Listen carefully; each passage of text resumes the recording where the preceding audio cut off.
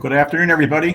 My name is Joe Carton. I'm a partner manager with eBuilder, and I want to thank you for attending our breakout session. And the topic we'll be covering is lead service line replacement. As my professors used to say in the first day of the semester, if you are not supposed to be in this room, please move on to the next classroom. But we're hoping that you're here to listen to our panel, talk a little bit about some of the challenges and issues that are facing those in the utility and particularly water, wastewater when it comes to funding. On our panel today, and again, I want to thank my panelists in advance for taking time today to be here. We have Kareem Adeem. Kareem is the director of Newark's Department of Water and Sewer. We have Amru Atasi, who is a principal with CDM Smith, along with Brian Farrelly, who's a technical delivery manager.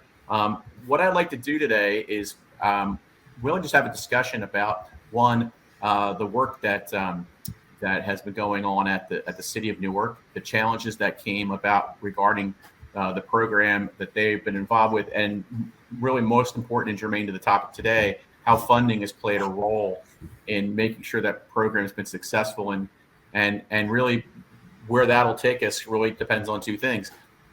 You, the audience, who may have questions, and if you do, I'll ask you to please post those questions in the chat session area here, and I'll be happy to do that. There is a Q&A session, but the chat session here will be very easy. I'll be monitoring that, and we'll go from there. I'd first like to introduce Kareem Adeem. Kareem, could you give us just a little overview about the Department of Water and Sewer and the recent program you guys have done regarding lead service abatement? Yes, how you doing? My name is Kareem Adeem. I'm the director of the Department of Water and Sewer here at the great city of Newark, New Jersey. The city of Newark water serves about a little over 315,000 residents drinking water.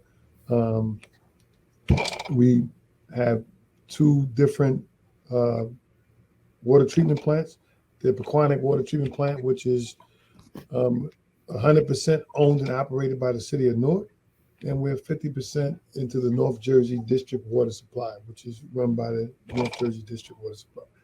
The city of Newark has a gravity-fed system of water that comes from the Pequannock and Wanacue treatment plants.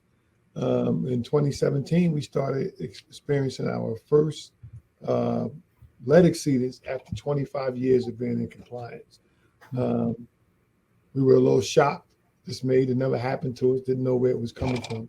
A year later, we were still having exceedances in. We brought in a variety of different consultants, and CDM Smith was one of them, and CDM took the steps of doing a desktop analysis, thinking unconventional thinking, outside the box. Require access to dig up a couple of pipes and send them to the U.S. EPA. We did that in early 2018, got those results back in a draft report back in October 2018, late October. And immediately had to give out a bunch of point of use filters, about 40,000 point of use filters and filter replacement cartridges. And we found out that Trenchless and lead was leaching off our lead water pipes. Our corrosion inhibitor at the Pequannock Water Treatment Plant stopped being effective. That was a sodium silicate that we were using. Simultaneous compliance is what we're looking at now that led to that corrosion inhibitor being no longer being effective. 2019, we rolled out, April of 2018, we rolled out a 10-phase lead service line replacement program prior to us getting those results. And in 2019 or September, we kind of ramped that program up. And when I say ramp up, can you imagine crunching a 10-year program into like 30 months? That's what we did. We were able to pivot, having a great partner on one end, CDM coming on board to work with us and thinking outside the box. But the city government, county, state, and our consultant CDM and the residents here were able to just come together and get this project done. It wasn't a public works project that everybody see that lasts 20 or 30 years. It became the public works project that residents, community, business owners, and politicians really can visualize and feel. So we all felt it together, and we commenced this project again in under 30 months. I'm still wrapping my head around 30 months. That is amazing. So a project like that, you would have had planned out. I mean, for funding everything for a 10 for the whole 10-year program. How did the impact of wanting to shift the schedule to 30 months impact how you got that project funded or paid for? So when I look at, in 2019, we got an additional $120 million from the county. The county was able to bond out $120 million for us, Essex County. Our county executive, Joe DiVincenzo, and the Essex County Improvement Authority had AAA bond rating. They were able to give us $120 million of influx of cash to get this program done. Working with our consultant and, thinking outside the box, I'm always want to get projects done efficiently and effectively. We knew what we were doing. We kind of learned because we already started construction 6 months prior on our phase one, which we always look at as a pilot. And we understood the challenges that we face, right? And what we would need to do if we ramped the program up. And from the day that we first put the shovels into the ground, we got our first funding from our state revolving loan fund, which we call the iBank in New Jersey. We've always looked at how much more money we would need if we wanted to ramp this program up, right? But where would it come from? I mean, the infrastructure bill wasn't here, but the county came along and gave us that extra money. And I think sitting down, a few late nights, trying to iron out how we're going to ramp the program up. But just having that initial 6 months, we were able to see all the obstacles and challenges that we had in the first 6 months. And we had a plan on how to eliminate them as we moved to another phase. But the other phase became just the ramp up. Ramp up, we're going to do it. We're going to do this in one big project in under 30 months. So still get my head around 30 months, but which I'm sure that's a good thing to wrap my brain around. So let me bring Brian on for a minute, because it's one of those things, Brian, where you hear someone go, "Hey, look, we think we can do this. This, it's only 7 years difference, so you guys can just do it." How does that impact? How does it impact the team that's actually looking to manage that? And again, I'll bring it to the topic today about ability to get work done, but also to be able to make sure it's funded to be able to do that.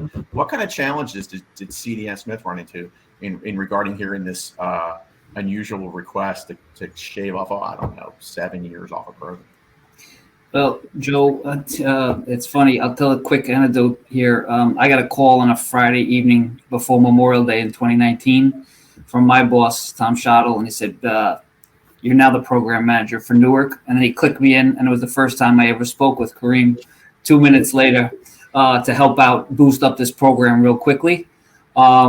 A lot of challenges. The biggest challenge is the financing, which Kareem's already talked about. That's a big part of it. But then there's the whole community outreach, right? The community outreach would have been over 8 to 10 years trying to get people to sign up. Now we needed to get people signed up in the next year. We need that everybody in the city signed up. So that was a huge factor. Kareem and his team, Kareem's very, he's a part of the community. So he knows a lot of the community leaders. That's very important for clients to get those leaders in your community to do the outreach that's necessary to run a program like this. That was because word of mouth and boots on the ground is how most of it got done. We did a lot of other stuff. We sent out lots of letters and got responses. We used technology and websites, but boots on the ground was a big part of that, including our contractors. We made our contractors responsible for signing people up to the program. So that was huge. Putting the resources in place, our inspection team and our tools was a challenge for us. We reached out to local women's and minority business firms, Newark-based firms, to help us bring on additional support staff. That's really worked out well. Kareem gave us staff members on his team, which we trained on lead services. So that, joining together all of our resources.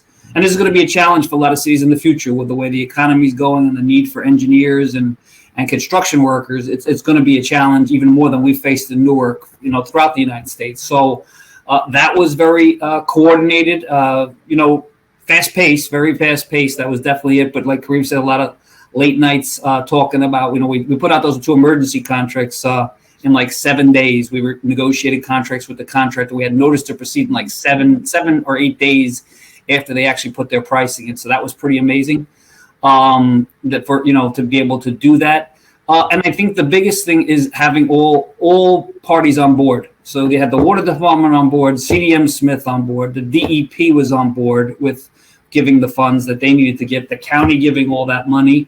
The mayor was 100% behind this. The community outreach leaders were behind it.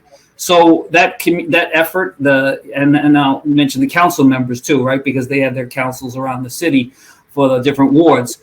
All of us pushing in the right direction made it a lot easier for us, because we had to have a coordinated team like that, just to make things expedited to get down to this their 3-year completion. That was a big part of it. So that's a big part of it. Getting the contractors too that can do the work is important, right? We found some really good contractors. They hired a lot of local subs and minority subs, which one of them actually turned out to be a prime contractor later on in the program. So there was a lot of good outreach there to get local vendors and local subs and prime contractors to work on this program. And that created competitive bidding too, which lowered the costs. It allowed the city to stay within their funding limits, and keep the ball moving. So that was important too. So those are kind of some of the key things that helped us out in the city of Newark. And so at this point, I'm going to bring Amru on for a minute, because Amru, can you describe your role with CDM before I ask my question? Sure. So again, good afternoon, everyone, and thank you for having me with Kareem and Brian with this great panel. So I'm a senior project manager, vice president, senior project manager with CDM Smith. I'm out of the Chicago office, and I work with a number of municipalities, primarily in the Midwest, on lead service line replacement and corrosion control optimization. So I've had the opportunity to work with a number of other clients that are trying to learn from Newark and apply kind of in a similar aggressive implementation plan to get rid of their lead pipes. So, my background obviously is in water treatment, water distribution. So I've been in the municipal market for, 22 years, primarily in the Midwest. So my question is, you're seeing what's going on with Newark, and you've heard. I'm sure this isn't the first time you've heard about this program.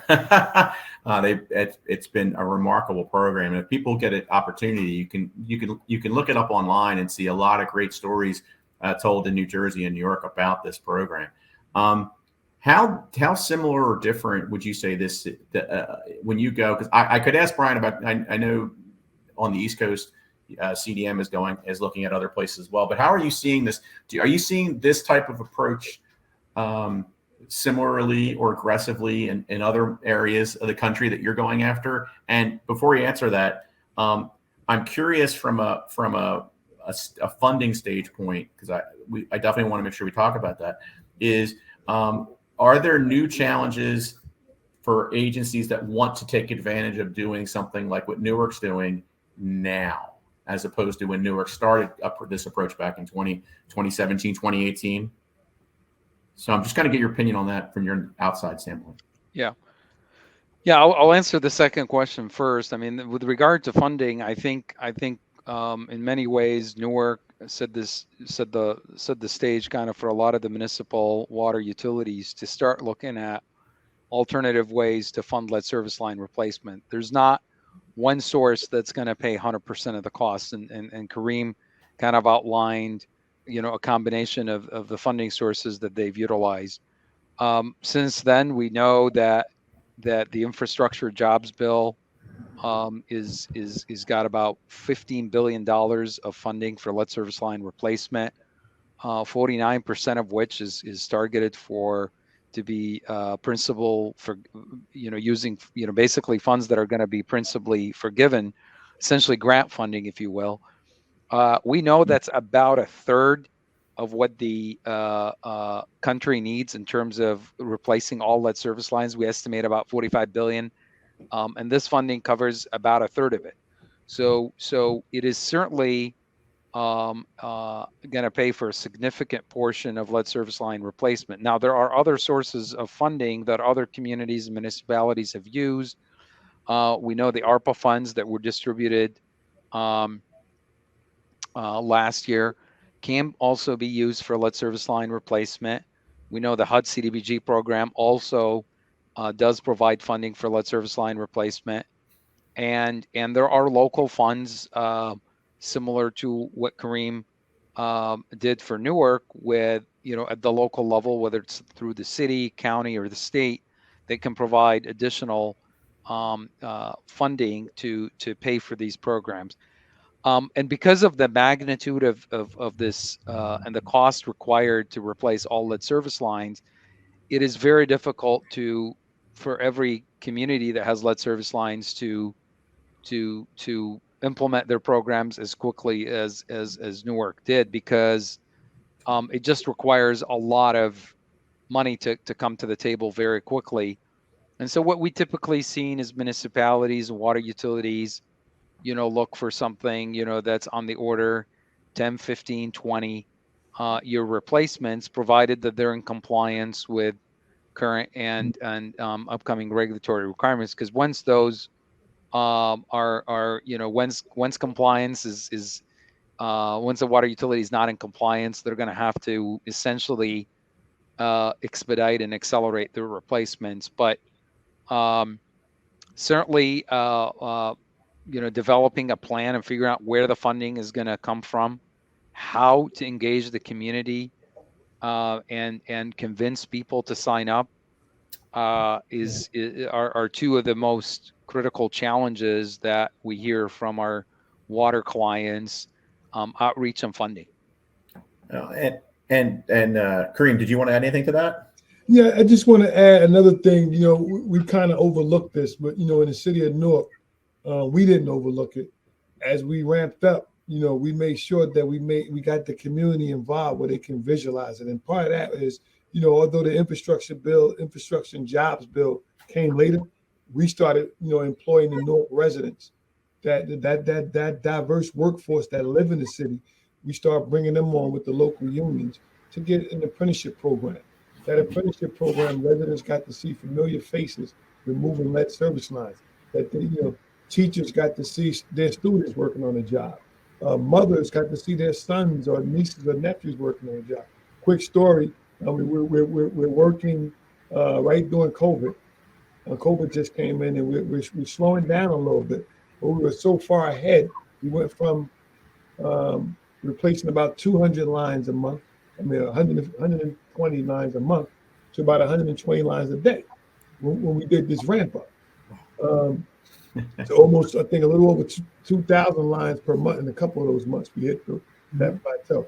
But we were able to have Newark residents, right, go through an apprenticeship program, have those mom and pop businesses in the community, provide some type of role, whether it was the local print shop making door knockers or flyers or billboards, just getting the community involved. And we're committed, right? The political will, with the mayor and the council and the governor, the county exec, the political will to get in there and get it done, and creating a workforce, right, where the residents really took pride and say, you know what, they're really doing this. This is going to be a public works project or a government project that's actually going to get completed, because they visualize it and they can feel it.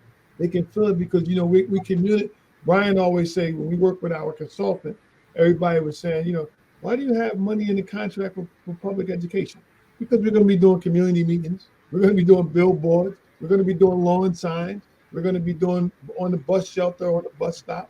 We're going to be actually engaging and talking to the residents, right? And we need to bring them in.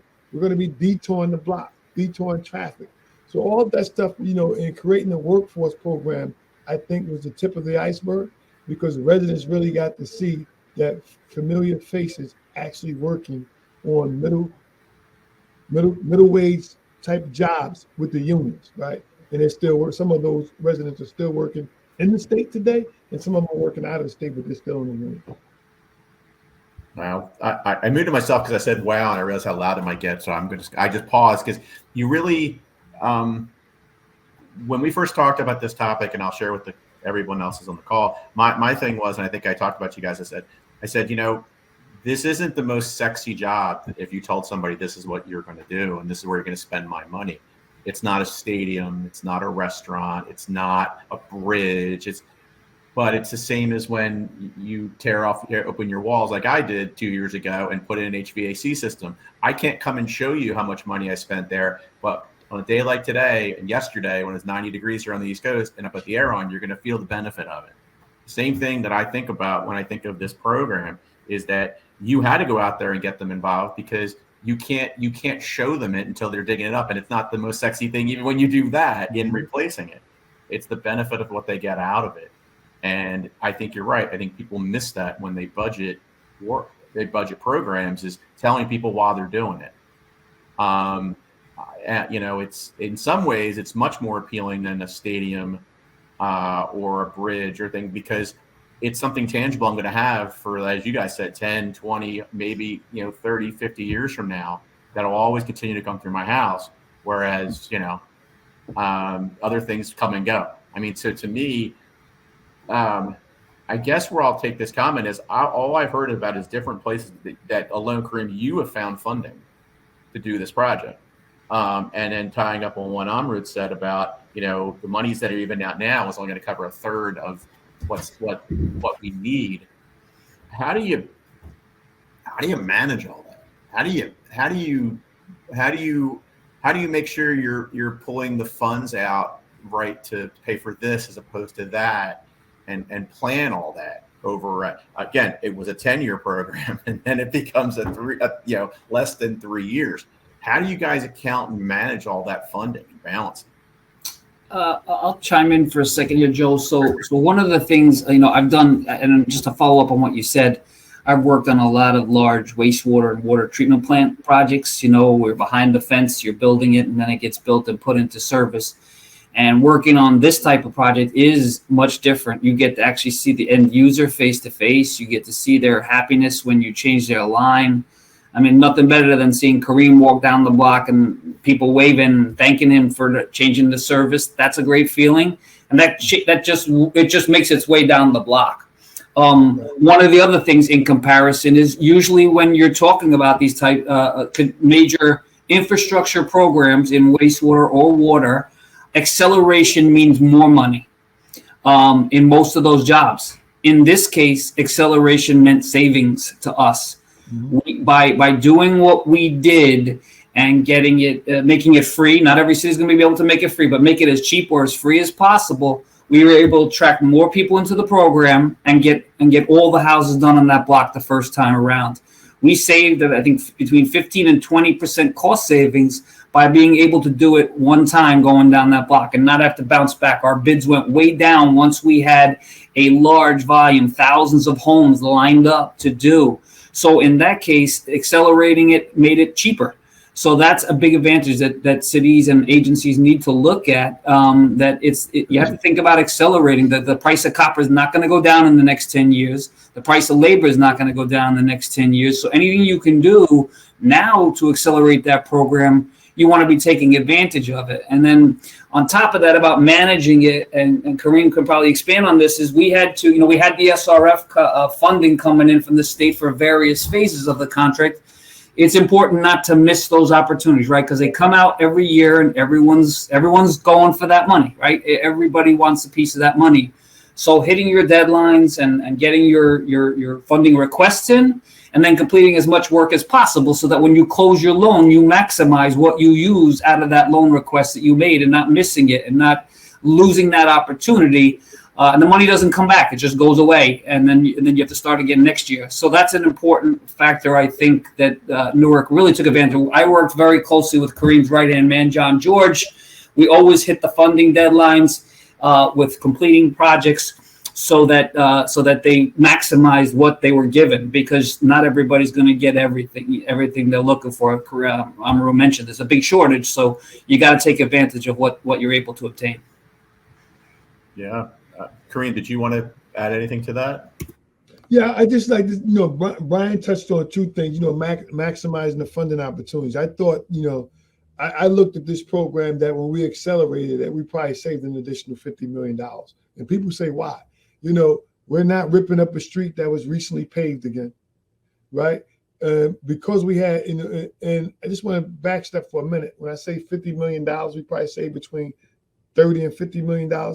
We had other projects going on in the city at the same time. So we had to coordinate multiple projects. The water department alone, water and sewer department alone, we had 19 different projects that was ongoing, right? This water and wastewater projects, right? Whether it was doing small sewer, whether it was doing water main replacement. But we also had like other utilities doing projects. So all that coordination, right, saved us a lot of money, right? With the traffic control, the paving, the mobilizing and demobilizing. All that kind of saved us. And again, when you stretch projects out, like Brian said, when you stretch it out, we don't look at it as, I don't have the funding, and you need to stretch it out. But the cost of copper and material is not going down in the next 5 or 10 years. So we know. Yeah, I'm wondering how many thank you notes and other gifts you got, Kareem, from all the other departments that didn't have to go back and redo things over the next 7 years. That you would have been, and what their budget impact might have been on that. I mean, it's something you don't normally look at because everyone's in their own lane. But I'll also look at from a commercial standpoint within the city. Well, I'm going to chime in here, Joe. I'm going to chime in here. Kareem's not that big of a softie. He made them pay too. He made sure that the gas company contributed, and his other department, who does the public works and does the roadways, they all collaborated. They saved money. Kareem saved money, but collectively on the paving aspect, everyone chipped in, and we got more paving done and didn't pay more to rip things up twice. So.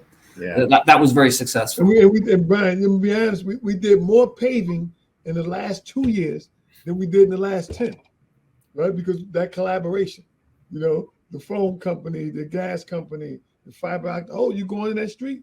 You're gonna have to go in there after we finish. Then you own it, But it's a collaboration. Well, and I would think the citizens and the business people who come into town also like that because it's not happening over the course of the time like you're used to in other cities when you're like, didn't they just open this road up? What are they doing? And it's like the fact that it was thought about as you were doing that. It's not just one department. It's doing one thing in one project. It's you guys are doing multiple projects. They're doing multiple projects and collaborating. It's not like collaborating in a vertical building, right? I'm sure you found a lot of neat things when you guys are digging up the. And I just want to echo one other thing that we kind of forget, right? The collaboration is important for the community because the community really gets invited in. I don't want to say, it's great to have a consultant that'll always come up and say, got to have consultants that's serious about what you're doing. We're making an environmental impact for the future generations that they'll never see. I wasn't responsible for putting the lead in, but I had a great team, consultants and all, to get the lead out of the city. In saying that, we were leading with a lot of pressure. The consultants CDM had pressure on them, right? They needed to deliver. The city of Newark had pressure on them because they needed to deliver. And we need to make sure that we were doing stuff efficiently and effectively, right? And how to do that? We embrace trenchless technology. We embraced it. Everything don't need to be an open cut. We didn't need to make these long 30 and 40-foot trenches across every road. We were going to go in the road, but we embraced trenchless technology. And I think I was a little hesitant at first, right, until I started seeing it. But Brian, the trenchless technology, really made contractors, come out and perform to the level that they perform to get this work done. Yeah, expeditiously. Absolutely. And the trenchless technology, I know that there's a lot of it. It's definitely something to consider. Over 23,800 homes replaced in the city of Newark. And we did not hit another utility with the mole, which is the trenchless technology. If we hit a utility, it was typically a mismark by another utility or something like that. And there was very few of those. But with proper, technology and people that know how to use the trenchless, it worked out very well. And that's just another great example of the cost savings that occurred which anytime you can save money and have to take out less money out of the bank or borrow it, it's just going to be beneficial to getting the program done and having enough funding to get it done. Yeah. So let me ask, and I'll throw it out again if anybody has any questions. I've got one right now, but if anybody has questions, please feel free to post in the chat or in the Q&A section. I'm happy to share with the panel. One question I'll ask both of you, and you may already have it on the tip of your tongue. I have to think about it.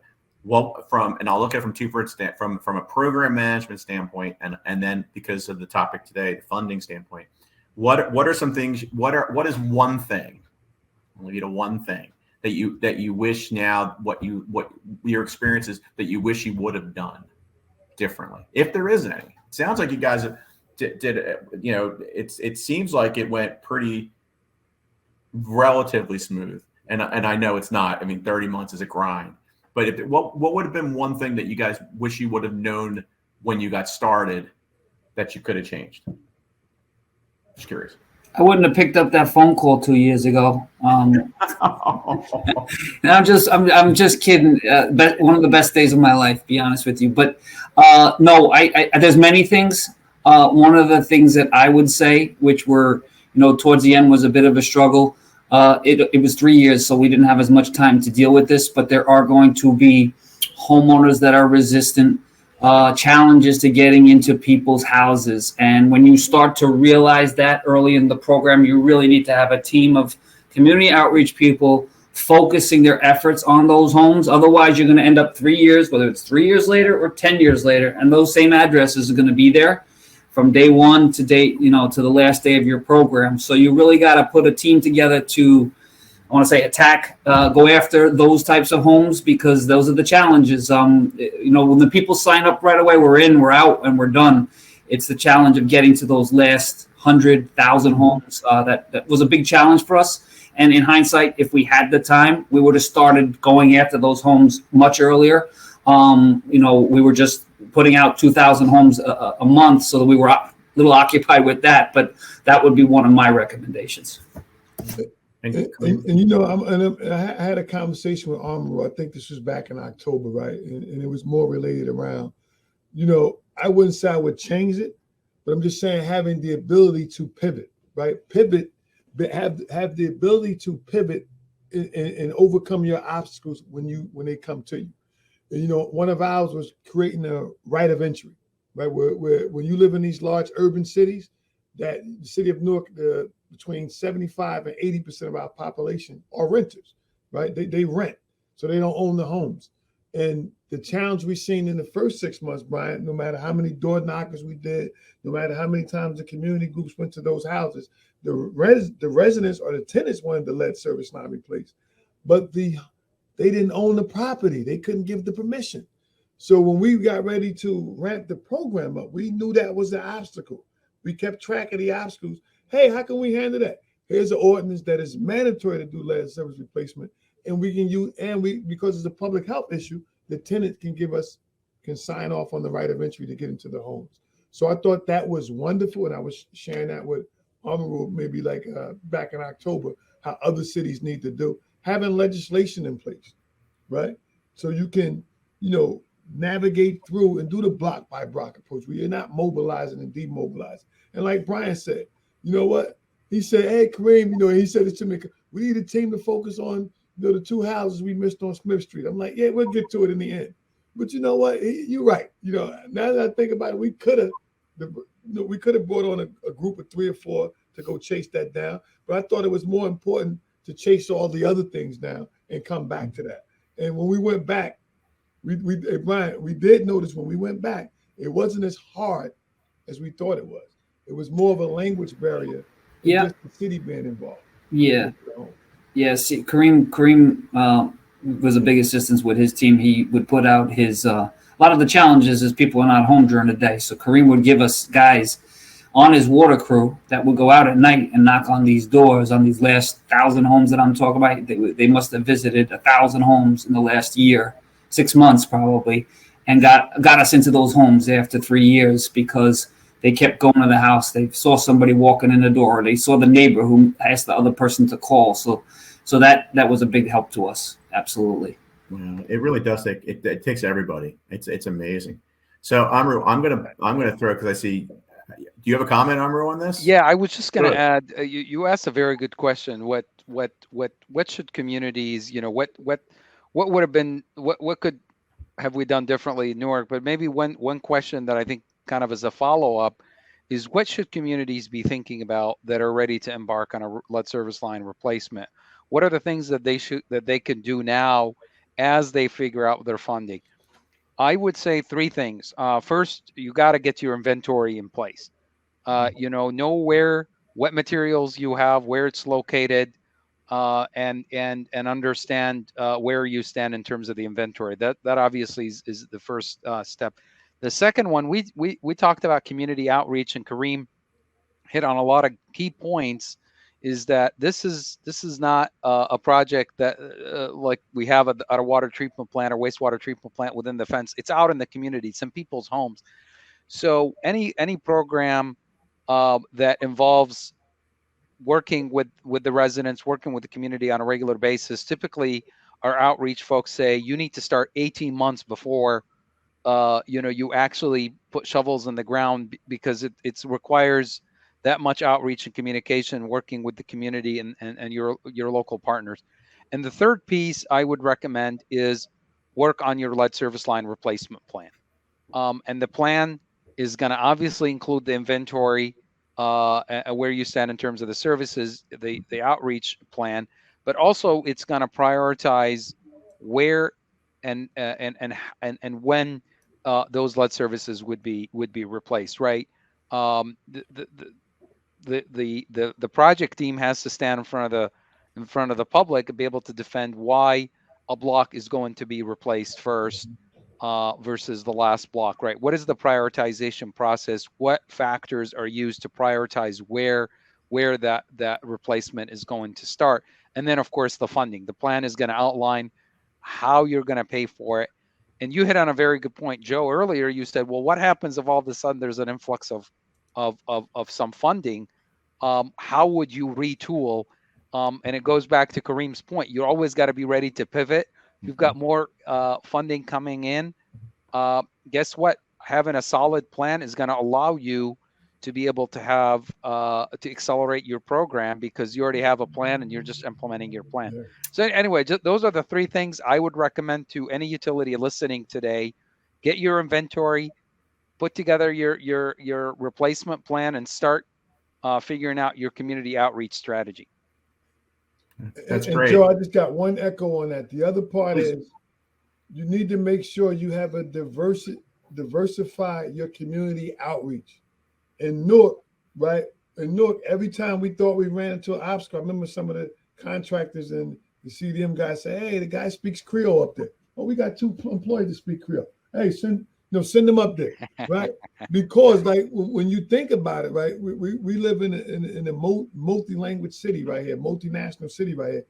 We made sure that we started, if we thought we were going to run into an obstacle at the community meetings, we brought staff, right? And we brought staff along that can speak multi-different languages, right? And we did literature in multi-different languages, right? A part of that is that this is your community outreach. And we hired, at one point in time, I hired about 5 or 6 kids from the college across New Jersey Institution of Technology as interns. And we put them out in the field. Go out there with CDM, go out there with the contractors, you're the point man. Learn. They were engineering students, but doing this internship, you're going to learn real construction.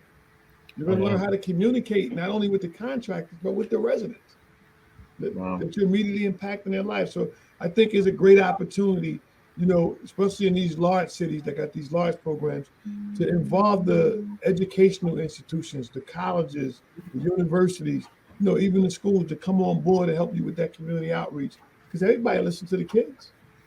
Yeah, that's a great point, Kareem. I mean, the diversity and equity is big here too, because like Amru said, and Kareem followed up with, that you have to look at all different types of community outreach. Not everybody, we have computers, we're watching this on the computer, right? Not everybody has a computer, not everybody has access to the internet, and not everybody speaks English, the primary language. So having the ability to get to those people needs to be part of that plan that you put together, because not everybody's just going to be sitting at a computer waiting for an email from Kareem that you need to sign up for this program. So you have to have a very well thought out community outreach plan to reach each individual component of your community. Yeah, I mean it's well, and that's what gets everybody involved, realizing that you thought about it, you thought about them. It wasn't just like, well, we got 80%. No, you planned out where it is. But as Amaru said, and Kareem, you have to be ready to pivot as your program is moving. And to me, success builds success. If you're getting ahead and you're doing the work, and then you see where the value can go with this, it becomes a motivating factor to tell people, hey, if we're good with this, then we should go this direction. And having conviction of wow, you guys are going after, I think is great. We're coming up on the time here. I guess the last thing I'll ask is, where do you guys see, I'll ask from a CDM perspective real quickly, and then I'll ask Kareem to kind of wrap on this. Because I think you already talked about it. What is the one thing that an owner should know beyond the things that you guys talked to? What is the one thing that they need to know from the team that they're going to work with about how to manage expectations on a program like this, where we talk about how you can't see in the walls of the ground what you're trying to do? What would be the one thing you would tell an owner? You gave a lot of points, Amaru, about what to look for, but also how would you temper their expectations? Or would you? Maybe I shouldn't say it that way. I'm kind of curious. Sometimes people, I'm a buyer like that. I want something. I want it to work. I want it to be this way, and I want it now. What are the one things that you would say you'd want to temper people in understanding that moving forward? If that makes sense, Brian? Yeah. So mine's kind of specific. There's pre-sell and post-sell, right? There's you have to get that literature out there. And this again goes right back to community outreach, but this is a more detailed explanation. You need to be telling everybody what's going to happen, when it's going to happen. We had a website that told people what contract they were in, when they were going to be replaced. That's important. It sets their expectations. It gives them information about their home. Then there is going to that block, and the contractors have to chip in, and they have to be telling them, hey, this is what's going to happen on that day. This is what's going to be going on, putting out literature on that. And then when they're done, when we're done, it's the winter. They're not going to have a concrete sidewalk, maybe for a couple of weeks. So putting out the literature and letting them know, hey, look, we're not walking away. We'll be back in 2-3 weeks. We'll be doing your restorations. We'll be planting grass seed in the spring. Setting those expectations and knowing it's not that hard. These jobs are real simple. It's not that hard or difficult a project to change a replacement to a house, but setting the expectation. These people, most of them don't know anything. They never have been experienced construction in their homes, especially renters. People don't get work done on their house when they're renting it, so they don't have those expectations. So just explaining the process and giving them a piece of paper that they can read in their language is very helpful to setting those expectations, Joe. Excellent. And Kareem, can I ask you to kind of, if there's anything from there you want to wrap up with? Yeah, I think Amaru had something he wanted to say first, right? No, I agree with everything Brian said. One thing that I was going to give credit to Newark that they did, they had put a video of so customers and residents can see what's involved with the lead service line. To Brian's point, people don't know. So having that video so people can see, okay, what is going to happen with the lead service line replacement can manage expectations. So they could actually see what's going to work as opposed to what I had to do and wait for the wall to go back up. That's I would have liked that, I think. It's being able to pivot, right? Being able to pivot, continue. One thing, I would say is making sure that amongst your team, and that's on the government side and the consultant side and the contractor side, that everybody remove the blinders, right? Remove the blinders. You got to be open-minded. Every home is not going to be this. Every home is different. It's a project in itself. But in saying that, on the government side, and the government's team, which included, CDM and our contractors, ownership, accountability, and responsibility, those three are the same. They go hand in hand. We had to, be accountable. We had to own it, and we had to be responsible. Although we're finished the lead service replacement program, we're still doing communication. We're still doing follow-up. I mean, right before this call, my guy came in. I had to go off for a minute, but he's talking about some papers. And I'm like, yeah, the company, they're here. We're still doing follow-up. We're still owning the process.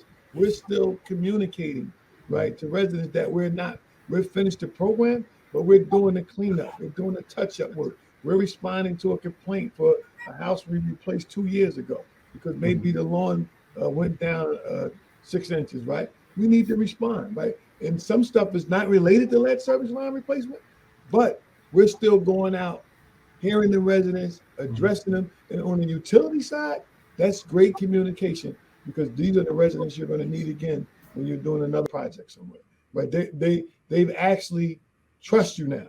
They don't look at you as the government project that takes 30 years. No offense to the highway projects, right?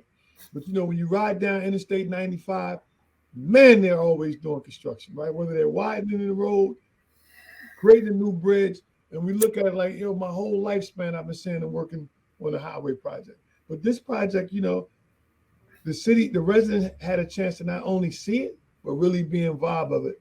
And at the end of it, they got to see roads being paved. They got to see new water pressure coming into their house, right? Because they got a new pipe. All the benefits that they got to see, and they got to meet some of their own neighbors that were working on the job. And they got to meet a lot of city officials. So I think that collaboration, consultants, think about it, the educational institutions, everybody got involved in this project, in the community groups. And I think that was great, that involvement to continue going for future projects. It's an amazing program. I mean, it really is. And I wish we had more time. But we're coming to the end of our session here. I want to thank again Kareem, Amru, and Brian. Thank you for sharing. If you have any other questions additionally, and they come in later, I'll be happy to pass it on to these gentlemen. And I want to thank everybody for attending today. Thanks. All right. Thanks, rest of your day. Thanks, everybody. Take care. Thank Thank you. you all so much. Thank you.